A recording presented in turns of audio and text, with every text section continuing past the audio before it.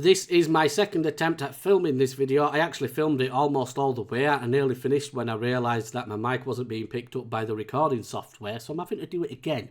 So, a little public service announcement. As you can see and read, you can see that the channel's gone through a little rebrand and a change of name. I didn't think that the Hunting the Truth name really showed what I was trying to do on this channel. I didn't think that it fit.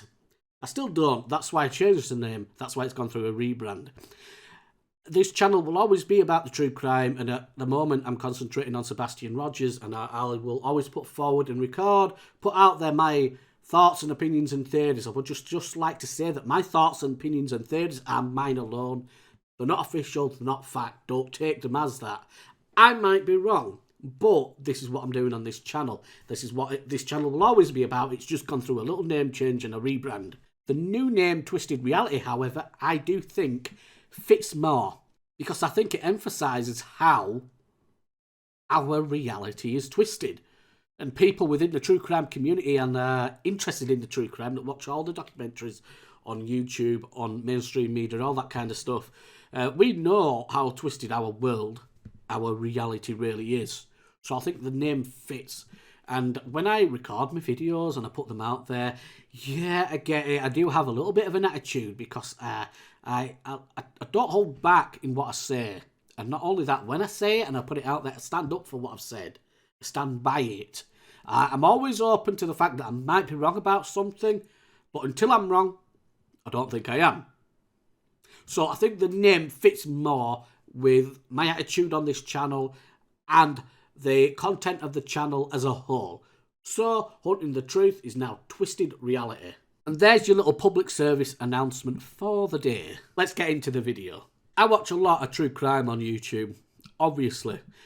I watch Michelle Walks / Michelle After Dark, if I can get my words out properly. If you don't watch her, go check her out. I like the way she approaches cases and how she talks about them. I like you, Michelle. You're alright, even if you are from the wrong side of the Pennines. That's okay, I can deal with that. I watch Dolly Vision, I watch JLR Investigates. I do watch him, even though I'm not his biggest fan. I do believe that some of the stuff he does, and the way that he does certain things, I believe is on point. I believe he's putting in the work, the footwork. I just don't like the way that he does things sometimes. There's going to be people out there that are actually surprised at the fact that I've just said I watch JLR Investigates, but I do. So I've watched Michelle, I've watched Dolly, JLR, I've watched Clutch Them Pearls, or Clutching Them Pearls. I can't remember the dude's name. His name's Justin, but I can't remember the actual name of the channel. I'm on the spectrum, and when I put myself on the spot or somebody else puts me on the spot, my mind goes to jelly and I forget things. Being on the spectrum is one of the reasons why I'm so invested in Sebastian's case. So yeah, I've watched all these channels, plus Trev Time and all sorts, loads of channels, and almost everybody, well not everybody, that's a huge overstatement, but a lot of people within these chats are coming up with theories, right? And they're coming up with theories that in my mind just don't make sense. Like, I don't want to use the word, but they're kind of stupid, you know? And I don't mean to offend anybody. And I get that everybody's coming up with theories because the law enforcement are not telling us anything. So it's natural for the public that are invested in this, are watching the case and keeping up to date with it, to come up with their own theories. That's not a bad thing. It's just think about what you're saying, you know? So I want to sort of like look at a few of those theories in this video. And I've wrote notes down, and I've not done that for years, right? But since doing this true crime thing on this channel, plus my paranormal channel, I've been doing the note thing. And I've wrote down some for this video, so if you see me looking to the side and it seems like I'm reading something, I am. And the first point I want to bring up is, a lot of people, again, have been talking about these theories, and one of the theories is that Chris and Katie, or a member of the family at the request of Chris and Katie, have taken Sebastian and put him in some sort of facility, mental health facility, or a facility that deals with specifically autism. People have been saying that quite a lot, and I just want to talk about that for a minute. Now, it doesn't make sense, and the reason why it doesn't make sense and I don't see it as a possibility is because putting somebody in a facility like that, that facility would then have to have that person's medical background. It's the same in the UK as the US. This facility would have to have that person's medical background, and there would be a paper trail. And the thing is, you've got local law enforcement, you've got TBI, FBI, and the Secret Service, the freaking Secret Service. If it was in a facility like that, there would be a paper trail somewhere, and these agencies, these federal agencies, would find that, and they'd find it pretty quick.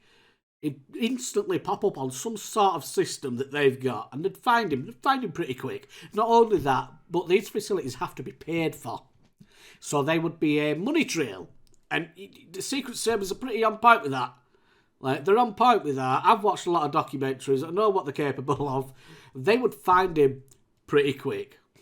So him being in a facility, somebody's taken him, a member of the family has taken him and put him in a facility somewhere. It's just not on the books. It's just not really reality, is it? Another one that I want to sort of like look at is how people think this theory that's come out of nowhere. People think that Chris's mum and dad may have taken Sebastian up to Alaska because they drove there. And people are like, why did they drive there? Why didn't they just fly there? Well, some people like the drive. I know it's a bit weird. I know it's a long way. But people like it. They like the road trips and everything.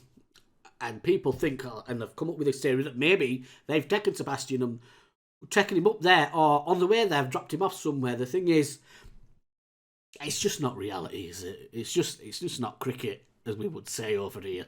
I don't see that happening, because what's the end game? If a member of the family, even if it wasn't at the request of Katie and Chris, or just Katie, if a member of the family has taken him to keep him away from Katie and Chris for whatever reason, what's the end game? At some point, especially if he is with family, he will be found, and then that family member will be in a whole lot of sugar honey iced tea. Like, they'll be going away for a while, right? They'll be in a lot of trouble. And so will Katie and Chris, especially if they had prior knowledge to this. They'd be in a lot of trouble, especially because they have already spent millions trying to search for Sebastian. And that, in this case, if that was the case, would have to be paid back. So not only would they be facing a lot of jail time, they'll be facing a huge fine. So a member of the family taking him anyway, it's just, I don't see it being a thing. I don't see it being that. And then when I've been watching these channels and looking over what people have been saying, a few people out there have been talking trash about Seth. Specifically because Seth released to the world some personal information. He told everybody that Sebastian, when he was 8 years old, was essayed, and he was essayed all the way by a kid that was 5 years older than him. So Sebastian was 8 at the time and the kid would have been 13, right? He told people that while in the care of Chris and Katie, they allowed a 13-year-old boy to come in and play with their 8-year-old son, Sebastian, at the time, unsupervised. And this kid ended up taking his innocence, right? Essayed him all the way, took his innocence. And Seth told us why he was telling the world this. It's because Chris had threatened Seth, had been threatening Seth, telling him, if you don't stop what you're doing, if you don't stop what you're saying about us, then I'm going to tell the world that Sebastian is a P. Diddy file, and then nobody will help you search for him. Chris is a guy that claims he cares about Sebastian and wherever he is, his physical and mental well-being. He's claiming he cares so much about Sebastian and he's so upset and distraught that Sebastian is no longer there with them. But then he's saying this about Sebastian behind everybody's back, and he said it to Seth. He's threatened Seth, I'm going to tell the world, and then nobody will help you find him. So Seth's gone, you're not going to hold that over my head. I'm going to tell the world anyway. And then nobody believed Chris. You know why? Because Sebastian isn't a P. Diddy file. Sebastian has never touched a kid in that way. Never gone towards a kid in that way, ever. Ever. He's not a P. Diddy file. It's just not. It's just not reality. But Chris was holding it over Seth's head and threatening him, telling him, I'm going to tell the world this about Sebastian unless you stop talking about us online and doing what you're doing. So Seth told the world anyway to take that power away from Chris, because Chris, being the narcissistic control freak that he is, tried to control Seth, and Seth wouldn't allow it. A lot of people have been going out there on these channels slating Seth, talking absolute crap about Seth, or he shouldn't have released his personal information about Sebastian. You know what? How about you go to Chris and tell him that he shouldn't be threatening Seth, threatening to tell the world a disgusting and heinous lie about Sebastian if Seth doesn't stop doing what he's doing and saying what he's saying about them. Instead of slating Seth for telling the world, how about you go to Chris and slate him for threatening to tell the world that about Sebastian? A lie. A actual full-blown, blatant lie. He was going to say that about the kid that's missing. A kid that he supposedly cares about. Which is BS. You don't care about somebody if you're threatening to tell the world that about them. You don't. You're an abuser, Chris. You're a control freak, a narcissistic control freak. Who will never shut up if he thinks he's being slighted. You'll never stop talking online if you think you're being slighted, because that narcissistic thing in you will not allow you to keep your mouth shut. You will have to open it every time you think you are being slated online. Chris has an habit because of that, because he's so narcissistic. He wants to control the narrative around him and how people see him.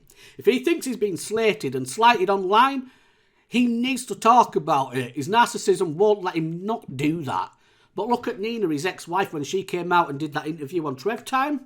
Have you seen it? If you haven't, go see it. Go check it out. Go watch that interview. She said a lot of bad stuff about Chris. She said a lot of bad stuff about Chris. And you know what? He didn't come out and deny it. He didn't come out and defend himself against it. He didn't deny it. He didn't defend himself against it. And when Seth told the world that Chris had been threatening him, saying, I'm going to tell the world that your son's a P. Diddy file and then nobody will help you find him. When Seth came out and said that, you know what Chris did? Nothing. Unless I've missed it. Chris did not come out and defend himself against it. He didn't come out and tell the world or claim to the world that Seth is lying specifically about that. He didn't, unless I've missed it. He didn't say anything about what Seth specifically said about Chris threatening him, threatening to tell the world that Sebastian was a P. Diddy file if Seth didn't stop what he was doing and saying about Katie and Chris. Chris did not defend himself on that point. He didn't defend himself and come out defending himself against Nina. You know why? Because it's true. You might not want to believe it, some of you. I don't know how you wouldn't, but it's true. He knows he can't win the argument. Even with his narcissism swirling around in his head, he's dying to get online and talk about it. Oh, you're not going to talk like that about me. I'm Chris Proudfoot. I'm the mighty big bad Chris Proudfoot. You're not going to talk to me like that. You're not going to talk about me like that. Oh, I'm going to come after you. No, he didn't. Big bad Chris Proudfoot did nothing. Why? Because it's true. And even he knew that he couldn't win that argument. He knew he couldn't win the argument. And because of all that, I think that what Nina said, I think what Seth said is true. It's true. I'm going to go out on a limb here. I think it's true. It is true. Do you think it's true? Tell me what you think in the comments below. Do you think it's true? What do you think is going on here? I don't think the theories are right. I don't think they're true. I don't think they're based in reality. It's not in some institution. It wasn't taken to Alaska. It wasn't taken by Chris's mum and stepdad or his parents. Do I think Chris and Katie had something to do with it? It's an hard one to answer because sometimes I think no. Sometimes I think yeah. Do I think he's an abuser? Do I think she's an absolute see you next Tuesday? Yes. Why? Because she allowed him to abuse her son. So she's just as bad. And I think she might have done it as well a little bit.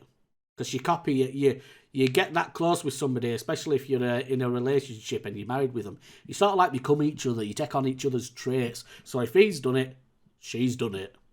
I guarantee she's done it on some level. So do I think they've unalived him? I don't know. Do I think they know more than what they're saying about this situation? Yeah. Yeah, I do. I 100% believe that they know more than what they're saying about Sebastian's disappearance. I believe that.